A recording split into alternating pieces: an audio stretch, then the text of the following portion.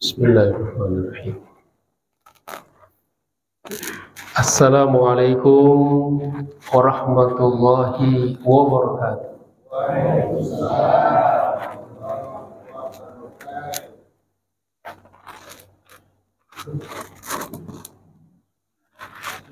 Ini kayak perahu, penumpangnya sepi banget ya. Karena sekarang ada masjid di sana ya. Tapi biar jumlahnya sedikit, tapi salamnya lebih kompak ya. Lebih semangat lagi. Kita ulangi sekali lagi jemaah sekalian. Assalamualaikum warahmatullahi wabarakatuh. Waalaikumsalam warahmatullahi wabarakatuh. Alhamdulillahirabbil alamin. Wa bihi nasta'inu ala umuri dunya waddin. Allahumma salli ala sayyidina Muhammad wa ala ali sayyidina Muhammad. Subhanaka la ilma lana illa ma 'allamtana innaka antal alimul hakim. Allahumma 'allimna ma yanfa'una wanfa'na bima 'allamtana. Rabbana zidna ilman warzuqna fahma. Rabbi shrah li sadri wa yassir li amri wahlul 'uqdatam min lisani yafqahu qawli. Amma ba'd. Ma'asyiral muslimin rahimakumullah, Bapak Ibu sekalian yang saya hormati, para asatid, para orang tua, tokoh masyarakat, segenap pengurus DKM Masjid Baitur Rahman yang kita cintai ini, serta Bapak Ibu jamaah salat subuh dan majelis taklim, ya insya Allah kita semua senantiasa dimuliakan, dirahmati dan diberkahi Allah Subhanahu wa ta'ala. Apa kabar semuanya Bapak Ibu? Sehat ya? Masya Allah. Kita kasih pantun dulu ya. Mengambil tepung dalam adonan, malam hari memakan roti.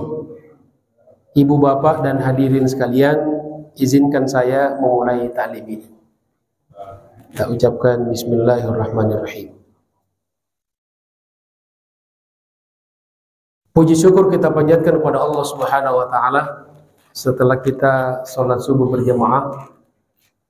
Semoga Allah terima sholat kita dan ibadah-ibadah kita yang lainnya.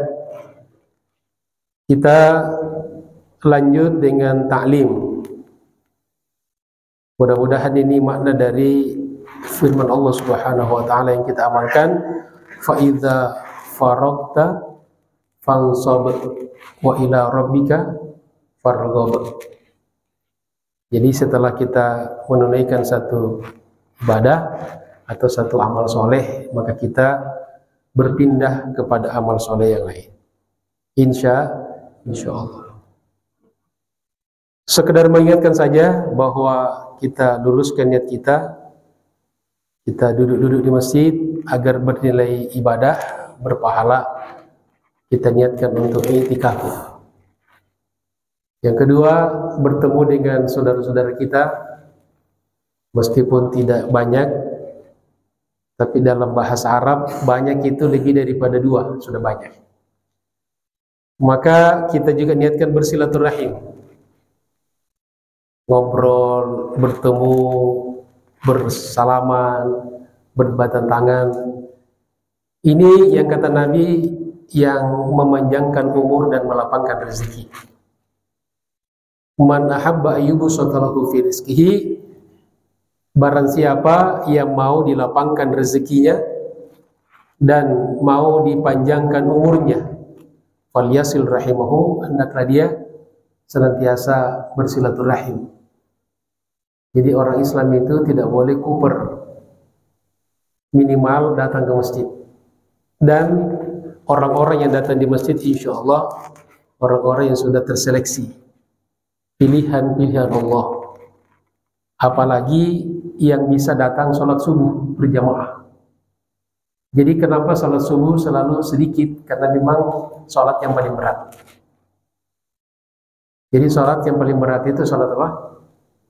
Sholat subuh. Jadi Bapak Ibu ini adalah orang-orang pilihan Allah yang sudah betul-betul melewati seleksi yang sangat ketat. Tapi ada juga yang bilang, Ustadz, selain sholat subuh, sholat maghrib juga berat. Ada yang bilang bukan hanya maghrib, Ustadz, isya juga berat. Ini jangan-jangan berat semua ini. Nah, yang ringan sholat apa ya? Ya.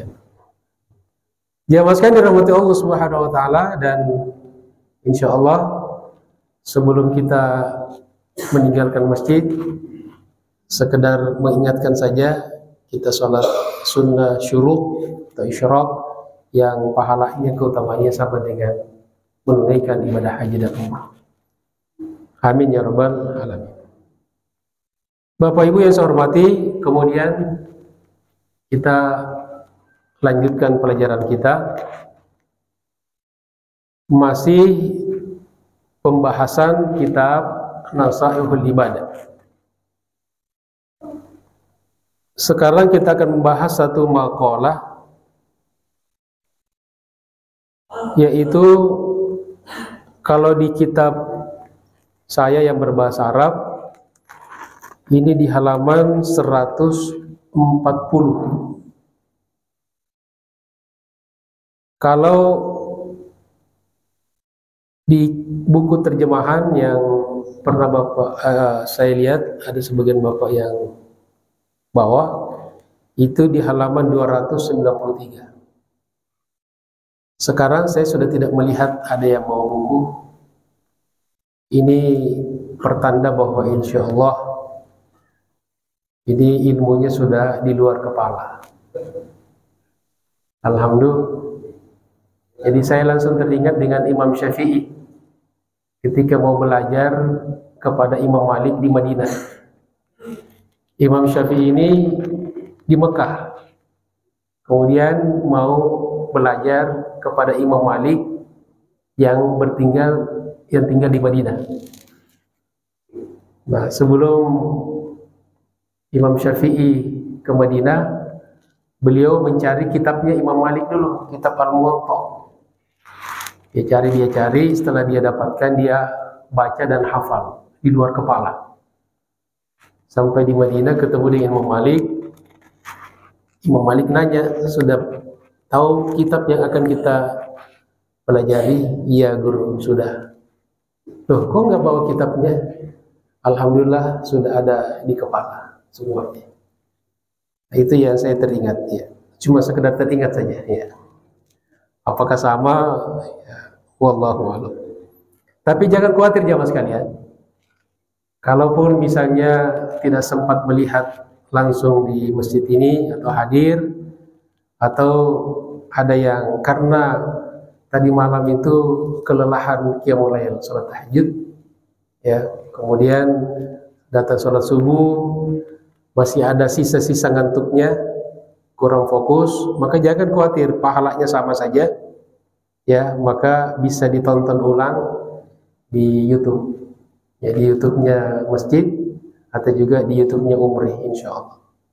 Tinggal pilih saja mana yang kualitas suaranya lebih bagus. Alhamdulillah. Jamaah sekalian dirahmati Allah Subhanahu wa taala. Jadi maqalah yang kita bahas pagi ini adalah al-maqalatu sabi'atu asyarah. Maqalah yang ke-17. Kalau dikasih judul, maka judulnya kurang lebih 10 hikmah. Kalau kurang, Bapak Ibu boleh tambahkan. Ini judul yang dari saya, karena di kitabnya tidak ada judul. Bismillahirrahmanirrahim. Qala al-muallifu rahimahullah. Qila, diriwayatkan, jama'a ba'dul muluki khamsatan minal hukama. Pada suatu hari ada raja, seorang penguasa, kemudian memilih dan mengumpulkan 5 orang daripada ulama. Jadi ini ulama-ulama yang punya kapasitas dan punya otoritas. Jadi dalam sejarah itu tidak sembarang ulama. Jadi dipilih ulama-ulama hebat. Berapa orang jamaah sekalian yang dipilih? 5 orang. Lalu fa'amarahum ayyatakallama kullu wahidin minhum bihikmataini. Lalu masing-masing daripada ulama yang 5 ini oleh raja disuruh untuk menyampaikan 2 hikmah. Ya, 2 ilmu yang bisa dijadikan patokan beramal. Jadi ilmunya bukan ilmu sembarangan nih. Namanya ilmu hikmah. Ilmu kelas tinggi. Jadi memang yang membuat tidak sembarangan. Nah kemudian karena disuruh oleh raja, dan tentu disuruhnya bukan untuk keburukan, tapi untuk kebaikan, dan memang dari dulu raja dengan umara, dengan ulama itu memang saling mendukung dalam kebaikan. Dan itulah parameter kebaikan satu umat, satu masyarakat. Kalau umaranya, ulamanya baik, baik masyarakat. Tapi kalau sudah ulamanya, umaranya sudah bengkok-bengkok, sudah neko-neko, udah juga masyarakat juga ikut bengkok-bengkok. Seperti itu biasanya. Lalu fatakallama kullu wahidin minhum bihikmataini. Maka masing-masing ulama ini menyampaikan ilmu hikmahnya 2. Satu orang menyampaikan 2 hikmah. Fasarat asyaratun. 5 kali 2 berarti menjadi 10 hikmah. Makanya tadi saya katakan kita kasih judul 10 hikmah atau 10 ilmu hikmah. Kemudian fatakallama faqala al-awwal. Satu persatu kemudian menyampaikan di depan raja ya. Lalu ulama yang pertama berkata, khauful khaliqi amnun wa amnuhu kufrun. Itu hikmah yang pertama. Sudah tahu artinya kan?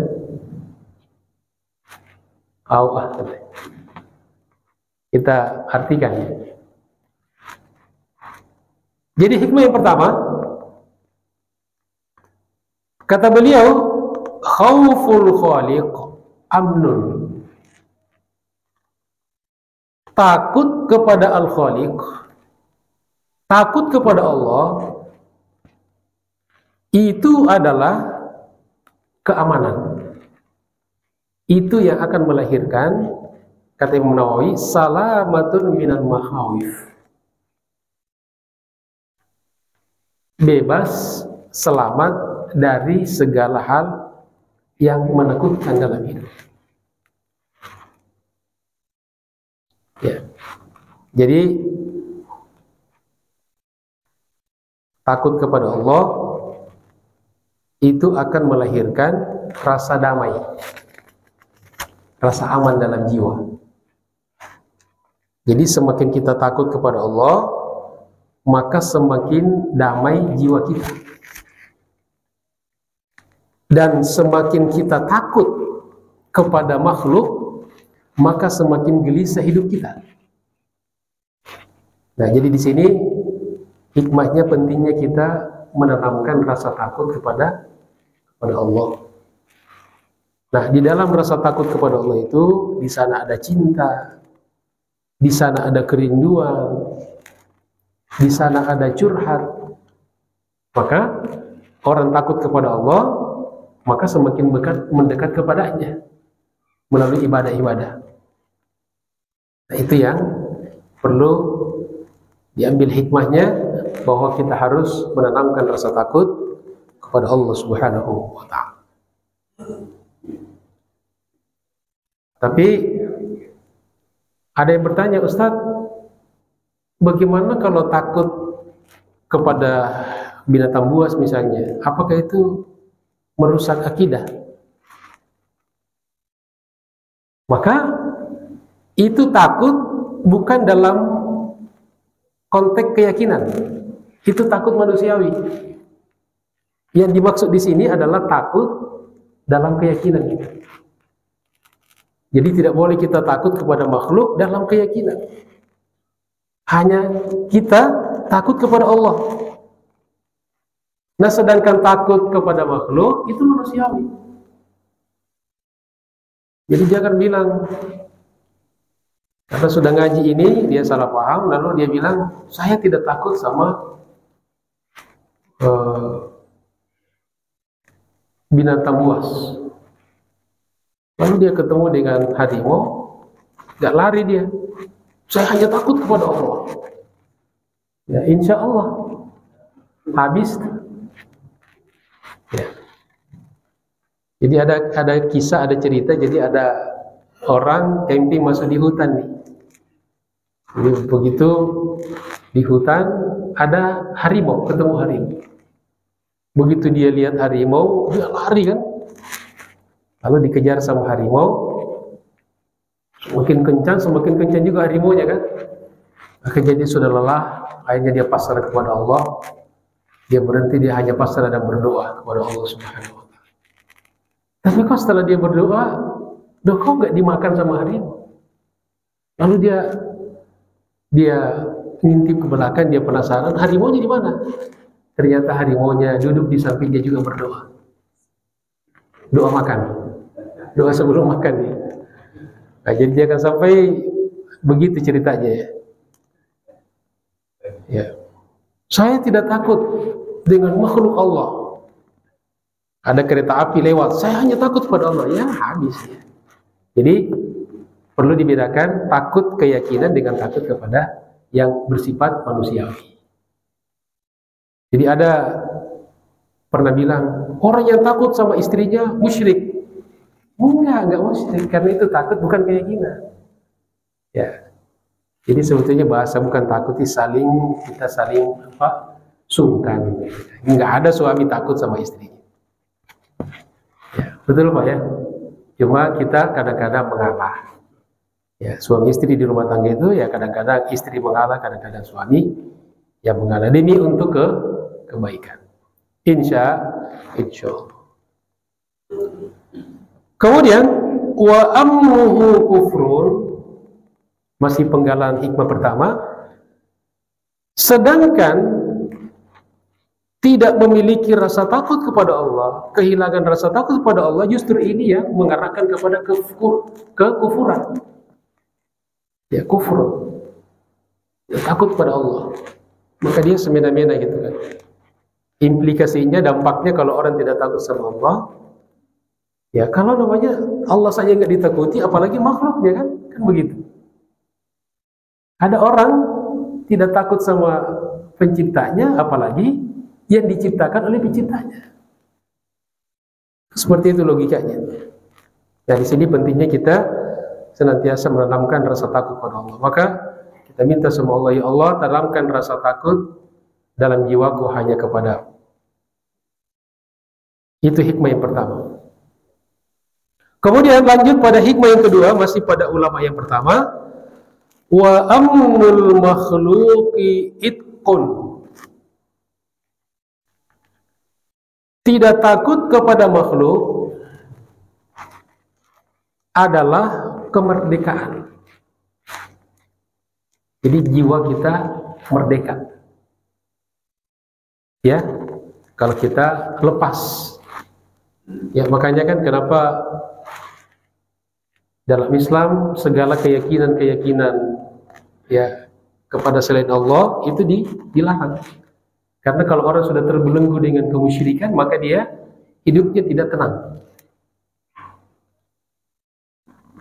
Kemudian wa khaufuhu riqqun. Sedangkan kalau takut kepada makhluk, maka itu adalah penghambaan. Orang kalau sudah takut kepada makhluk dalam konteks keimanan, maka orang itu akan tersiksa, akan jadi budak. Saya dulu pernah bertemu dengan orang-orang yang mengamalkan kemusyrikan di kampung-kampung kan, yang suka memberikan sajian-sajian di pohon gitu kan. Ini bukan sekedar budaya ya, ini bukan konteksnya budaya, lain lagi. Ini konteksnya memang kemusyrikan. Ada keyakinan gitu kan. Ya, ada dewa-dewa, ada roh-roh gitu kan, yang dianggap ini harus diberikan sajian. Karena ini punya pengaruh dalam kehidupan mereka. Orang sakit, orang meninggal gitu kan, itu dianggap punya pengaruh mereka. Nah, sehingga mereka jadi budak. Nah, caranya bagaimana jamaah sekalian? Nah, ini jin kemudian masuk ke dalam tubuh seseorang, namanya kesurupan. Ya, kesurupan. Lalu jin ini kemudian melalui media orang, dia minta macam-macam. Nah, kadang-kadang yang diminta itu yang di luar nalar. Kadang-kadang yang diminta yang diharamkan. Maka ada misalnya istilah, dulu di Sulawesi itu ada pembangunan jembatan besar itu kan, jadi minta tumbal. Itu di sekitar proyek itu banyak orang kesurupan. Lalu jin ini nakut-nakutin dan mengintimidasi rakyat. Jadi datangin orang-orang bodoh. Dia minta ini, minta itu, termasuk minta kepala manusia. Dan tidak sedikit dipenuhi. Nah, jadi orang kalau sudah terbelenggu dengan makhluk, maka dia akan menjadi rikun, menjadi budak. Wa na'udzubillahi min dzalik. Makanya jiwa orang yang beriman kepada Allah, yang terlepas dari segala kemusyrikan itu, insya Allah hidupnya tenang. Hanya memperbudak, memperhamba diri hanya kepada Allah Subhanahu wa ta'ala. Makanya kita tegaskan setiap hari minimal 17 kali, iyyaka na'budu wa iyyaka nasta'in. Jadi bacanya itu tasydid, ya, iyyaka. Kadang-kadang kita dengar ada samar-samar iyyaka, tidak pakai tasydid, tapi iyyaka. Itu tasydid, itu juga penegasan. Hanya kepadamu ya Allah kami menyembah, dan hanya kepadamu kami memohon pertolongan. Dan lagi-lagi dalam konteks keyakinan. Karena ada yang bilang minta tolong kepada manusia itu musyrik. Enggak. Karena itu minta tolong sama manusia. Masuk pada bab ta'awun, kerjasama, tolong-menolong dalam kebaikan. Itu ulama pertama dengan dua hikmahnya. Insya Allah kita sudah menangkap pelajarannya. Alhamdulillah. Jamaah sekalian dirahmati Allah Subhanahu wa taala. Kemudian wa qala tsani. Ulama yang kedua kemudian berkata, menyampaikan juga dua hikmahnya. Apa kata beliau? Ar-raja'u minallahi ghinan la yadurruhu faqr. Ar-raja'u minallah, selalu berharap kepada Allah. Jadi berharap kepada Allah itu adalah kekayaan, menimbulkan rasa cukup dalam hati. Ya, kita selalu berharap. Jadi meskipun kita belum punya apa yang kita mau, apa yang kita butuhkan, tetap kita berharap hanya kepada Allah. Insya Allah nanti Allah ngasih kita. Ya, sesuai dengan kehendak Allah. Nah, orang yang senantiasa berharap pada Allah, maka dalam dirinya muncul ginan. Ya, kekayaan, kecukupan. Dia tidak khawatir gitu kan. Ibu-ibu walaupun mungkin sembako di rumah sudah menipis, tidak kecil hati, dia berharap pada Allah melalui suami. Jadi ibu-ibu kalau tidak punya duit, tidak punya beras di rumah, itu berdoa kepada Allah dan kemudian berbisik kepada suami. Doanya kepada Allah di dekat telinga telinga suami, biar suami dengar. Jadi berharap pada Allah itu akan melahirkan rasa cukup. La yadurruhu faqrun, insya Allah tidak akan terganggu, terusik oleh kemiskinan. Jadi meskipun kita sangat memiliki keterbatasan dalam hidup sebagai manusia yang lemah, tapi jiwa kita tetap selalu dicukupkan oleh Allah. Itu maksudnya itu. Jadi selalu kita berharap Allah. Silakan berharap saja. Masa berharap saja takut? Boleh kita berharap. Apa saja, selama halal, selama tidak mustahil ya, boleh kita berharap. Orang masuk surga aja kita boleh berharap. Kalau ada misalnya melihat orang memiliki sesuatu yang kelihatannya enak, membahagiakan, salah nggak kalau kita, ya Allah pengen juga seperti itu, ya seperti itu. Boleh nggak? Ya boleh. Yang tidak boleh, ada koruptor ditangkap nih. Ya Allah pengen seperti dia. Boleh nggak? Ya boleh juga, cuma resikonya. Itu tidak benar. Itu haram.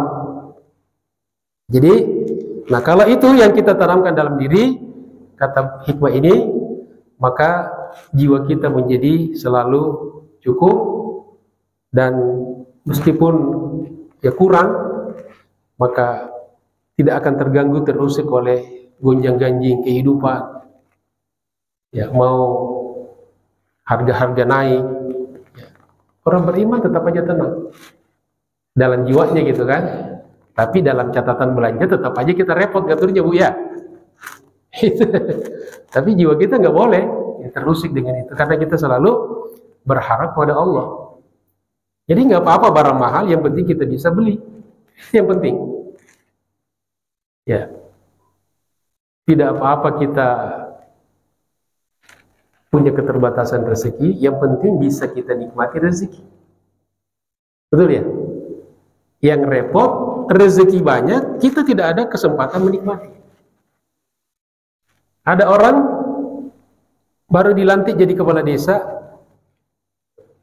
stroke, beberapa hari meninggal. Jadi naik pangkat, tapi tidak sempat menikmati pangkatnya. Ya mungkin selama ini pangkat itu diminta sama Allah, diperjuangkan luar biasa. Begitu juga banyak orang yang diberikan rezeki oleh Allah yang melimpah, tapi tidak lagi bisa menikmati. Ada orang tidak bisa beli kendaraan mewah, tapi bisa menikmati kendaraan mewah. Kenapa? Karena numpang sama orang. Dan dia nikmat. Jangankan yang mewah, naik angkot pun bisa ngantuk dia. Kenapa? Karena ada rasa aman. Sedangkan ada orang bisa beli mobil mewah, tapi tidak bisa menikmati kendaraannya sendiri, karena sudah kena vertigo akut. Begitu buka pintu mobil langsung terputar-putar mobilnya. Mau dibawa kemana orang vertigo kan? Paling dibawa ke rumah sakit. Wa na'udzubillahi min dzalik. Nah kemudian selanjutnya masih hikmah yang kedua, hikmah yang pertama dari ulama yang kedua, wal ya'su anhu faqrun la yanfa'u ma'hu ghinan. Kebalikannya kata beliau, putus asa dari rahmat Allah, dari berharap kepada Allah, itulah yang melahirkan kemiskinan. Kalau ada orang putus asa kepada Allah, maka dia jadi miskin. Itulah kemiskinan. La yanfa'u ma'hu ghinan, maka sekaya apapun dia tidak akan bermanfaat. Kalau orang sudah putus asa kepada Allah, maka meskipun harta uang melimpah tidak bermanfaat. Ya, maka tetap saja miskin. Ya, mentalitasnya yang rusak. Nah, kemudian di sini Imam Nawawi mengutip sebuah perkataan dari seorang ulama besar yang bernama Dhunnun al-Misri. Namanya Dhunnun al-Misri, orang Mesir. Kata beliau, man qana'a istaraha. Ini bagus, gampang dihafal nih. Man qana'a istaraha. Man qana'a, siapa yang selalu merasa cukup dengan yang diberikan oleh Allah. Jadi bukan cukup kita berhenti bekerja, bukan. Itu sering disalahpahami ya. Jadi qanaah itu adalah cukup dengan apa yang kita sudah miliki dan kita nikmati. Tapi kerja tetap, usaha tetap. Nah, barang siapa yang menerima pemberian Allah setelah dia berusaha, maka jiwanya istirahah, rehat, nyaman hidupnya. Ya. Masya Allah. Itu dari ulama yang kedua. Ya. Jadi kenapa orang-orang yang tidak qanaah itu tidak pernah nyaman hidupnya? Karena selalu merasakan kemiskinan jiwa. Dia hartanya banyak tapi jiwanya miskin. Wa na'udzubillahi min dzalik. Nah, kemudian Imam Nawawi juga mengutip satu perkataan hikmah dari ulama, man tabi'at ainahu ma fi aidin nasi tala husnuhu. Kalau ini agak susah dihafal ya. Kalau tadi bisa ya, man qana'a istirahah. Ya, man qana'a istirahah. Nah, kalau ini man tabi'at ainahu ma fi aidin nas, barang siapa yang kedua matanya selalu melihat kepada apa yang dimiliki orang. Ya, siapa yang selalu tertuju kepada apa yang dipunyai orang, si anu beli rumah, si anu beli kendaraan, si ini, punya itu, ya, suka membanding-bandingkan, maka apa yang terjadi ya mas kalian? Kata beliau, qala husnuhu, maka kesedihannya akan lama panjang. Ya, dia akan selalu diterpa oleh kesedihan. Artinya tidak pernah bersyukur pada Allah, karena punyanya selalu dilihat tidak baik.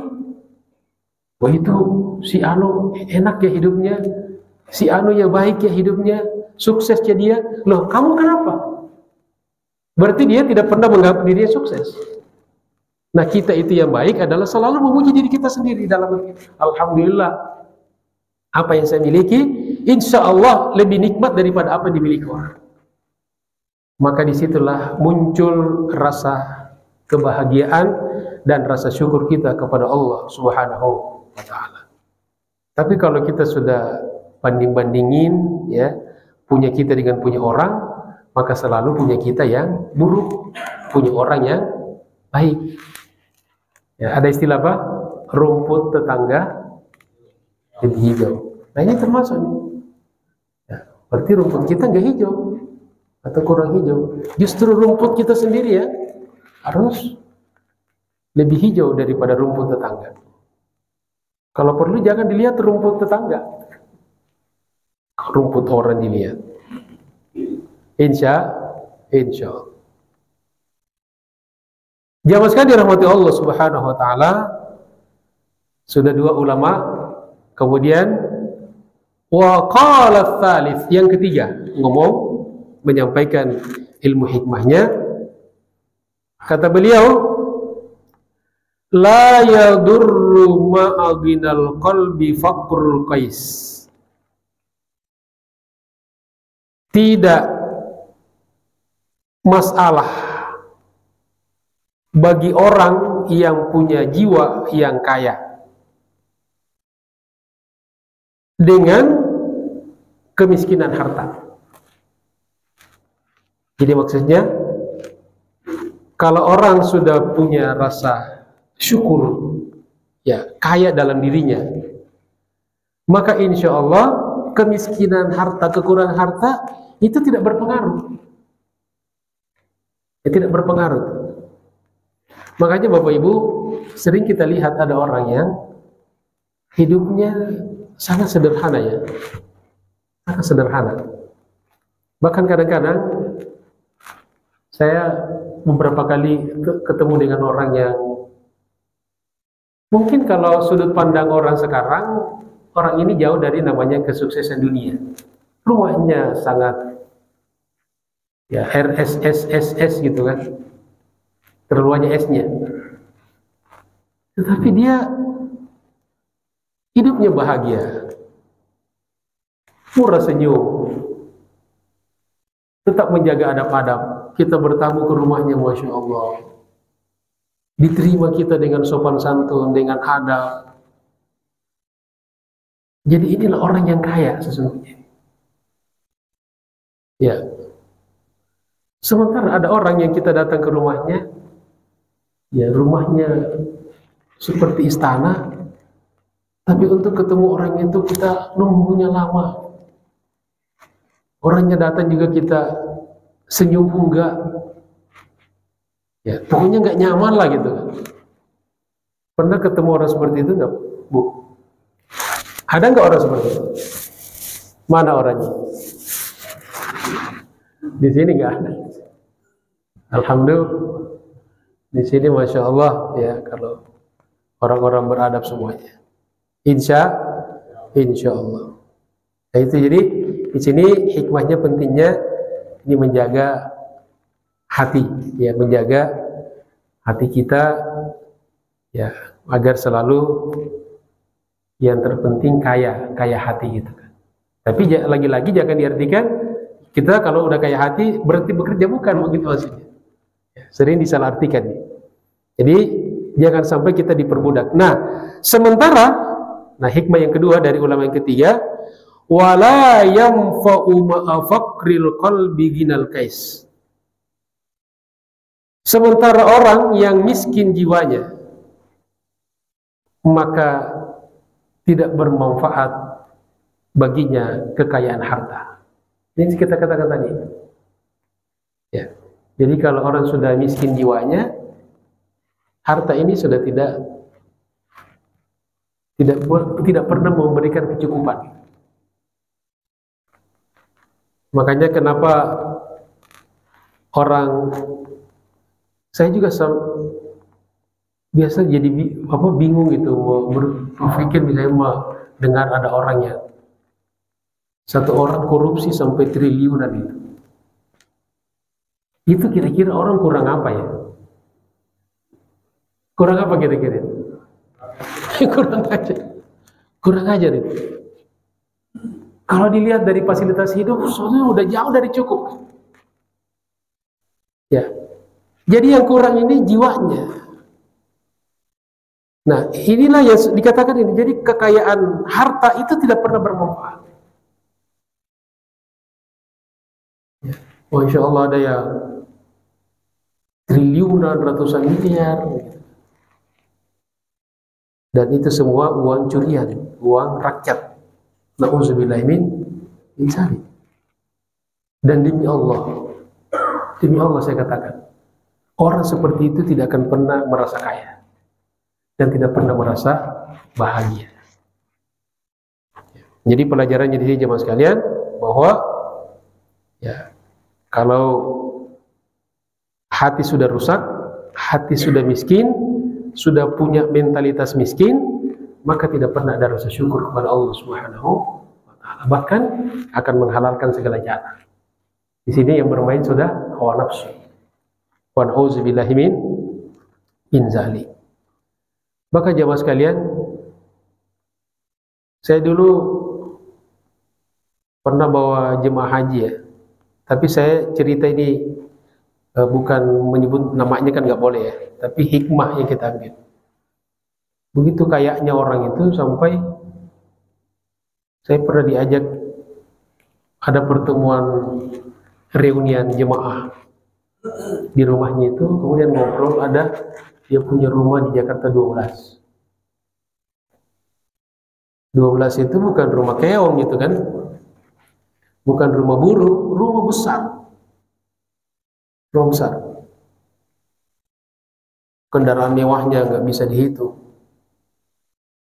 motor gedenya itu juga beberapa. Lalu saya tanya, Pak, pernah datangin rumahnya yang 12 itu enggak? Di sini doang kan, di tempat pertemuan ini.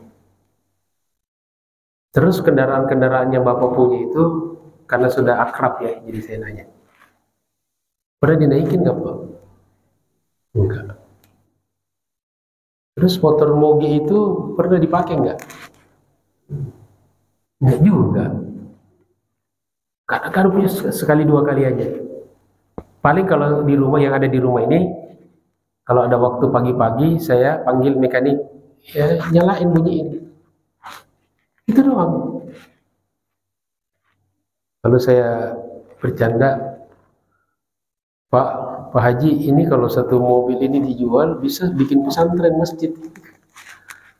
Dan katanya sih sempat bikin juga masjid dan banyak membantu pesantren sebelum wafat. Rahimahullah. Mudah-mudahan beliau diampuni oleh Allah, diterima segala amal baiknya, dan diampuni segala dosa dan kesalahannya. Amin ya rabbal alamin. Jamaah sekalian dirahmati Allah Subhanahu wa taala. Sudah ulama yang keberapa jamaah sekalian? Sekarang masuk di ulama yang keempat ya. Wa qala ar-rabi', lalu berkatalah ulama yang keempat. Apa kata beliau? La yazdadu binal qalbi ma'al judi illa ginan. Orang yang memiliki kekayaan hati selalu merasa cukup dengan apa yang ditakdirkan oleh Allah, dan dia memiliki sifat kedermawanan,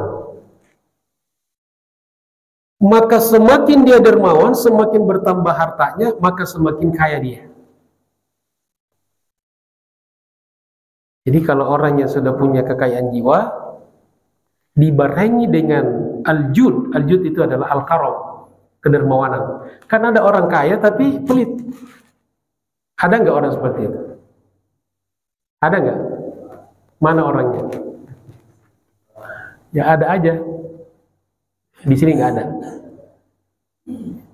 Jadi semakin banyak dia memberi, maka semakin kaya dia.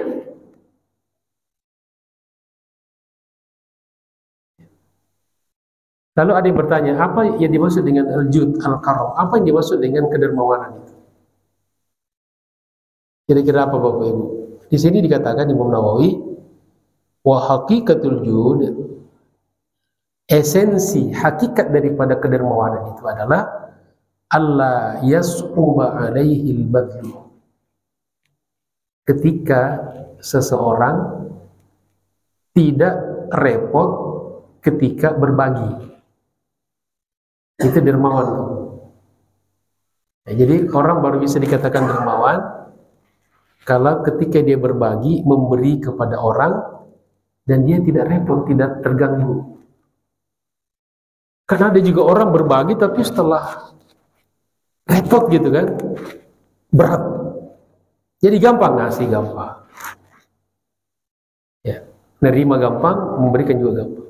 Itu namanya kedermawanan. Semoga Allah Subhanahu wa taala mudahkan kita untuk berbagi dan membantu sesama kita. Amin ya rabbal alamin. Nah, kemudian hikmah yang kedua daripada ulama yang keempat, wala yazdadu faqrul qalbi ma'aginal kisi atau al-kaisi illa faqran. Kaya harta kalau dibarengi dengan kemiskinan jiwa, maka yang akan bertambah nanti hanyalah kefakiran, kemiskinan. Jadi kalau orang sudah miskin jiwa, meskipun banyak hartanya, maka hidupnya selalu miskin, mentalitasnya rusak. Seperti yang kita contohkan tadi ya. Ada orang yang tega, yang sudah tega gitu kan. Itu pasti orang miskin jiwanya. Jadi koruptor itu, ya insya Allah kita yakin, ya, saya yakin, saya berani bersumpah kepada Allah bahwa mereka itu orang-orang rusak mentalnya. Mereka adalah orang-orang miskin, yang korupsi, yang sampai ada yang berani tega mengkorupsi dana-dana bencana. Coba bayangkan Bapak sekali. Dana bencana dikorupsi. itu bukan lagi miskin, itu mungkin sudah asfala safilin. Ulaika kal an'am. Makanya kata Allah, mereka itu takubahnya dengan hewan, binatang ternak. Mungkin binatang lebih punya rasa tega gitu. Ya. Lebih tega mereka daripada binatang. Wa na'udzubillahi min zalik. Jamaah sekalian dirahmati Allah Subhanahu wa taala. Nah, kemudian di sini ada Imam Nawawi mengutip sebuah perkataan dari seorang ulama namanya Ar-Razzaq. Ar-Razzaq ini seorang ulama yang wafat pada tahun 291 Hijriah. Jadi masih generasi salaf ya, 300 tahun pertama. Apa kata beliau? Wa man lam yashabhu tuqa fi faqrihi akalal haram al-mahd. Barang siapa yang tidak bersahabat dengan ketakwaan di dalam kemiskinannya. Jadi miskin sudah tidak bertakwa, tidak beriman. Maka apa yang terjadi jemaah sekalian? Kata beliau, akalal haram al-mahd, pasti dia akan menghalalkan segala cara. Dia akan jatuh kepada memakan yang haram. Jadi miskin tidak jaminan tidak korupsi, apalagi yang kaya. Jadi kalau mentalitas rusak, mau dia orang kaya, mau orang dikit hartanya, dia akan menggunakan segala cara. Nah, di sinilah pentingnya kata beliau, kita harus senantiasa berteman dengan ketakwaan. Jadi bukan hanya yang disuruh bertakwa orang-orang kaya, tapi juga orang-orang miskin. Jamaah sekalian dirahmati Allah Subhanahu wa taala. Kemudian ulama yang kelima yang terakhir juga menyampaikan dua hikmahnya. Kata beliau, akhdhul qalili khairun. Akhdhul qalili minal khairi khairun min tarkil katsiri minasyarri. Jadi ini mohon maaf ya, agak-agak rada-rada filosofis ya. Namanya juga hikmah ya, yang butuh dijelaskan. Tapi ya paling tidak kita tangkaplah sedikit. Walaupun hakikat daripada apa yang dikatakan ini jauh lebih dalam ya. Jadi kata beliau yang pertama, mengambil sedikit daripada kebaikan. Mengambil sedikit daripada kebaikan. Jadi kebaikan diambil sedikit. Khairun lebih baik. Ya itu lebih baik. Min tarkil katsiri minasyarri, daripada meninggalkan yang banyak daripada keburukan. Paham nggak? Jelas ya? Ya, memang kalau pagi-pagi belum sarapan ini rada-rada otak rada-rada ini ya. Ya. Apalagi ya sudah bangun dari jam 2:30 ya, yang mulai lelah ya. Ada istilah ubah lelah jadi lillah ya. Jadi ngantuk-ngantuknya pun insyaallah dicatat lillahi ta'ala. Amin ya rabbal alamin. Jadi mengambil sedikit kebaikan, ya kita bisanya sedikit kan kebaikan nih. Itu lebih baik daripada meninggalkan banyak daripada keburukan. Karena keburukan belum ditinggalkan semuanya, baru milih-milih keburukan ini enggak, tapi masih mengerjakan keburukan yang lain. Itu yang pertama hikmahnya. Kemudian yang kedua, wa tarkul jami'i minasyarri khairun min akhdhil qalili minal khair. Meninggalkan semua keburukan. Jadi keburukan semua ditinggalkan, dosa-dosa ditinggalkan semuanya. Khairun lebih baik min akhdhil qalili minasyarri, daripada mengambil sedikit daripada kebaikan. Kebaikannya sedikit, tapi keburukan ditinggalkan semuanya. Itu lebih baik. Nah, kalau mau, ini Imam Nawawi kan sudah memprediksi bahwa kita yang membaca ini pasti rada-rada ada yang nyambung, ada yang nyambung-nyambung dikit, tergantung ya kualitas kecerdasan kita, daya tangkap kita, juga kesegaran otak kita. Maka beliau mengatakan begini, Perkataan ini mirip dengan perkataan tabib. Di zaman itu namanya tabib ya, para orang-orang yang suka mengobati, yang terlibat dalam pengobatan, namanya tabib. Sekarang dokter. Nah, apa katanya? Ar-rumanu khairun kulluhu wal hutu syarrun kulluhu. Ada satu satu hikmah di dalam ilmu kedokteran zaman dulu ya, tabib. Katanya ar-rumman khairun kulluhu. Rumman itu delima. Delima itu baik semuanya. Baik semuanya delima. Wal hutu syarrun kulluhu. Ikan-ikan paus yang besar seperti yang memakan Nabi Yunus itu buruk, jelek, gak bagus tuh. Semuanya gak bagus. Nah, tapi kata beliau maksudnya fa'aklul qalili minal huti khairun. Kalau kita makan sedikit saja dari ikan paus, ya nggak apa-apa, baik. Dan memakan wa aklul katsiri minal rumman, delima juga kalau berlebihan nggak bagus. Seperti itu. Jadi apa artinya? Pesannya proporsional. Jadi kalau untuk benda-benda ini kita nggak boleh memvonis. Jangan minum kopi. Kopi jelek. Hitam lagi. Jadi konteksnya itu ada. Ya. Jadi kadang-kadang ya justru diharuskan harus minum kopi. Kan begitu ya. Jadi jangan minum kopi kalau satu hari 10 gelas misalnya gitu ya. Tapi kalau hanya 1 gelas sehari, kopinya pun kopi murni, gulanya pun kalau dikasih gula-gula aren, kalau tidak pakai gula juga lebih baik. Kopi asli justru obat. Kira-kira seperti itu. Jangan makan nasi, kan ada orang ekstrem begitu kan. Ya kadang-kadang tubuh kita juga butuh nasi. Yang penting jangan berlebihan. Jadi tidak boleh kita memvonis untuk hal-hal dunia ini secara berlebihan. Kita harus selalu proporsional. Jamaah sekalian dirahmati Allah Subhanahu wa taala, itulah 10 hikmah ya yang telah disampaikan oleh 5 ulama tadi yang diminta oleh raja.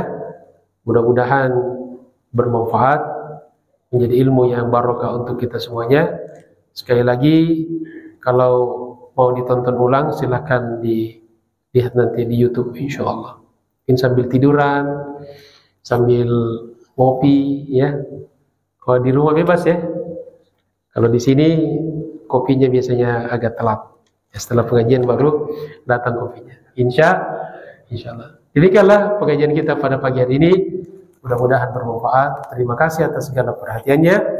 Mohon maaf atas segala kekurangannya. Billahi taufiq wal hidayah. Allahul muwaffiq lil aqwamit thariq. Wassalamualaikum warahmatullahi wabarakatuh.